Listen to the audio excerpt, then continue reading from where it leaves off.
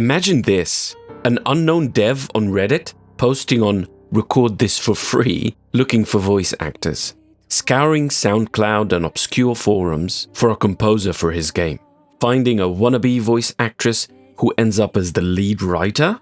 Sounds like a disaster, right? Like some doomed passion project that will never make it past prototype stage.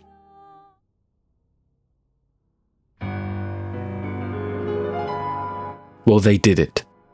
Those so-called unknowns, they made Game of the Year. Actually, no. Game of the Year is a title that undersells what they accomplished. It's a title beneath this game's real value in many ways. This game is a generational milestone, and the media? They've always scrambled to downplay such success, like they did with Baldur's Gate 3, claiming that it's not a standard or something we should get used to.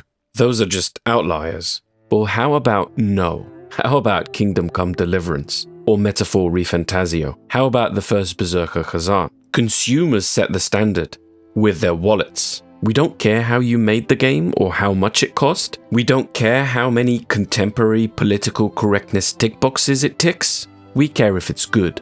Full stop. But you'll notice those bitter voices in media defending their AAA overlords are getting quieter and quieter recently because it keeps happening. The reality is, small teams making unforgettable games is exactly how it used to be, and it's coming back, and it's threatening. Let me explain. Let's start with some perspective, facts that make every AAA exec sweat. Concord was made by 200 people and cost at least $400 million. Expedition 33 cost $30 million and was made by 33 people. Let that sink in. As of now, they've sold over 2 million copies while being on Game Pass on day one and even pirated on day one, yet it already outgrossed Assassin's Creed Shadows. The game launched with a 9.7 user score on Metacritic, the highest user-rated game of all time. We're weeks in from launch, and those early record-breaking numbers? Well, 13,000 user reviews later, and they're still 9.7. Same story on OpenCritic, sitting at 100 by player rating. This isn't hype, it's resonance. Games like this aren't miracles, they're just what happens when talented people are given creative freedom and a goal worth chasing.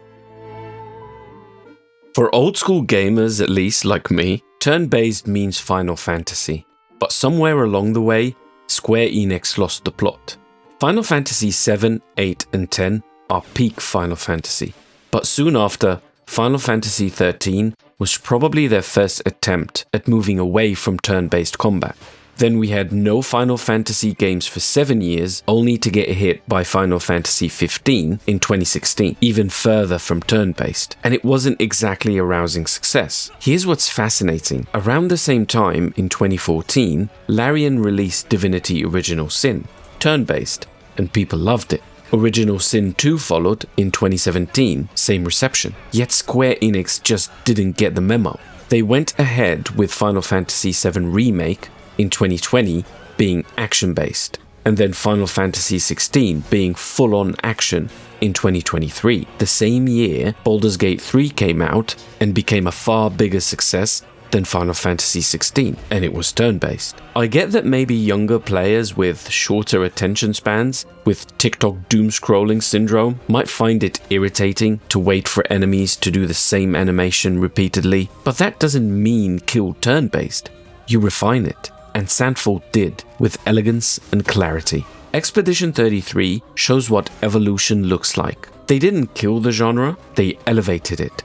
They added reaction mechanics, allowing you to parry during enemy turns, broadening the appeal to Souls-like players too. It's turn-based with Souls-like tension, and it's brilliant.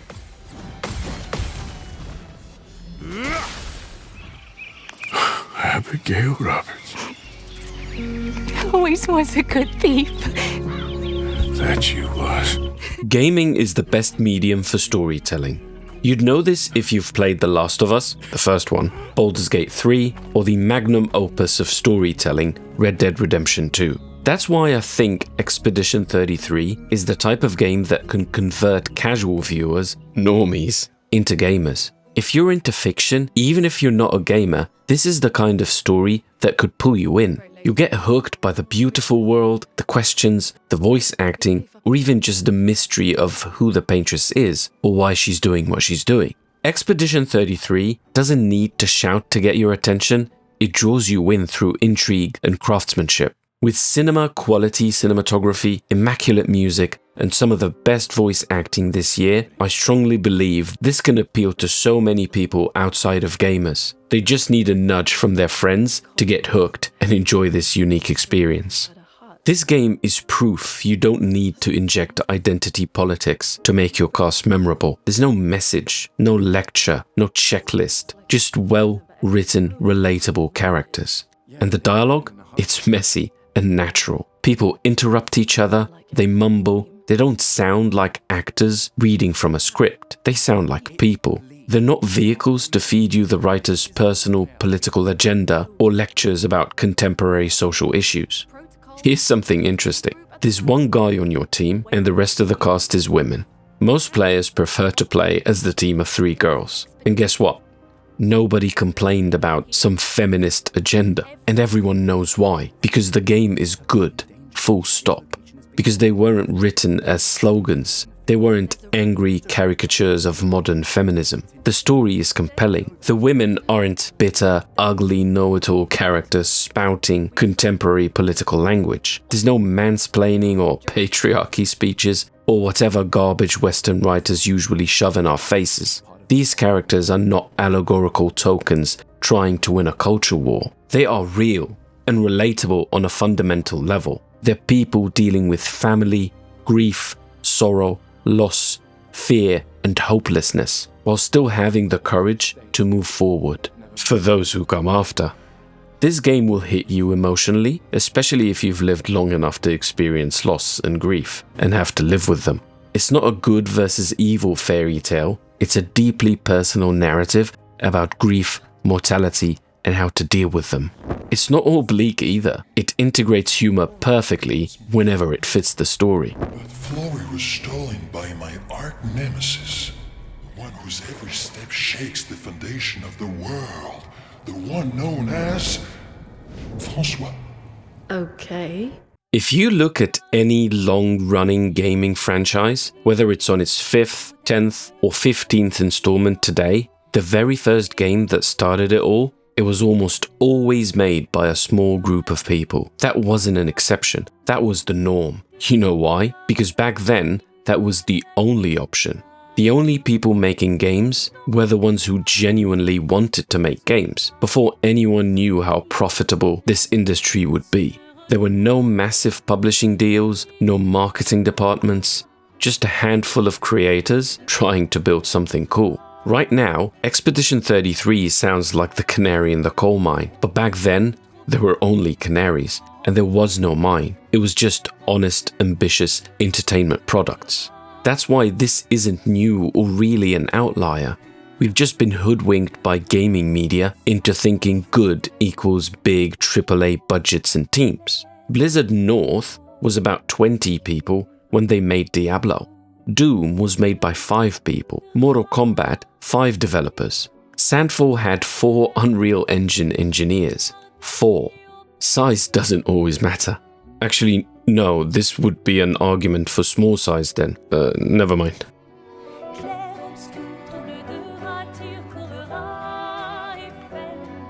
By any modern standard of the gaming industry, this game shouldn't exist.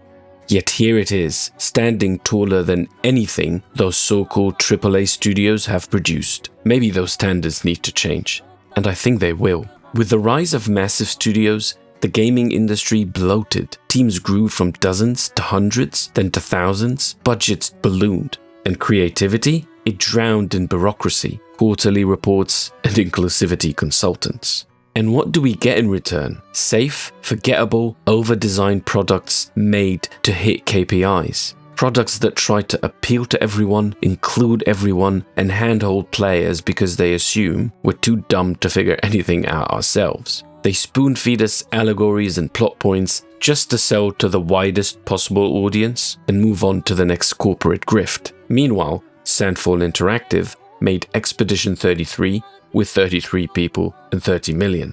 And the result is a focused, soulful experience that punches harder than anything the AAA industry has put out in years. And as far as I've researched, nobody at Sandfall has made their political views public. All they talk about is their game, the actual value they bring. They're not here to lecture us about their beliefs, their political bias, or what they think the punishment for misgendering should be. They're here to share a compelling, entertaining story that's still relatable to nearly any human being. Like I said, we've been conditioned to think that quality means big budget and massive teams, but that's never been true. It's not just Concord. Even a few days ago, we learned that Borderlands 4 is probably going to be $80, and according to Randy Pitchford, gamers should find a way to make it happen if they're real fans. $80, which means Borderlands 4 needs to be nearly twice as good as Expedition 33, right? Well, no, Randy, your game will be the mediocre product it's destined to be. And even though some people will pay, it's not value for money, and gamers are waking up to this scam. Expedition 33 is the new model, or rather the old one making a comeback. Lean, focused teams with actual vision. No middle managers, no ESG or DEI checklists, just talented people building a world they care about. What's that you always tune into? You know what's the best thing the AAA industry is doing right now? Layoffs. They've become breeding grounds for talent, but also prisons for creativity. And I don't say that to be cruel. I'm not wishing unemployment on anyone. I say it because they're freeing the talent trapped in the machine. I'm hoping for filtering by competence. If they lay off talent they didn't appreciate, those developers will likely find places in ambitious new small studios making the next Expedition 34 or 35. Actually, no, it will be 32 or 31. And if they fire freeloaders who had no business in the gaming industry to begin with, well, good riddance. McDonald's is always hiring. If you're an artist stuck in a corporate studio wondering if your next assignment is a mobile cash grab or a glorified NFT scam, run, get out, go build something meaningful with a studio that values you. Because the future of gaming isn't $400 million live service products. It's 33-person teams making Expedition 33. With the advancement of tech and clever use of AI and procedural generation, small teams are simply better. Less bureaucracy, fewer departments to greenlight things, and crucially, less room in the budget for consultancy garbage like Sweet Baby Inc. This gives you a group of generalists who wear multiple hats to achieve a common goal, creating a game and a world they're passionate about. Telling the best story they can tell. Less meetings, less micromanagement, just pure, focused execution.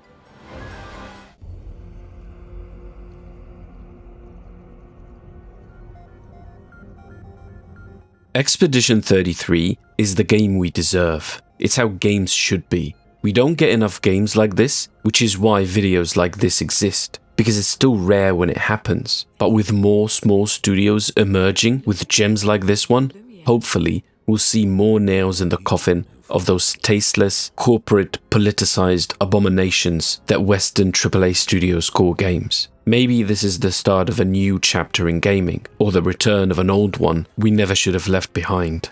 The game is obviously not without criticism or flaws. I could make an hour-long video complaining about how much of a crime it is to not have a photo mode in this game, but that's the point. Nothing is flawless, yet mistakes can be ignored or forgiven when the core value and quality of a product outshines its flaws. This is not just a great game, it's a blueprint for the future of gaming, and that future looks brighter than it has in years. It couldn't be more wholesome and sweet to go back to that Reddit post and look at new comments and find them all saying, "For those who come after."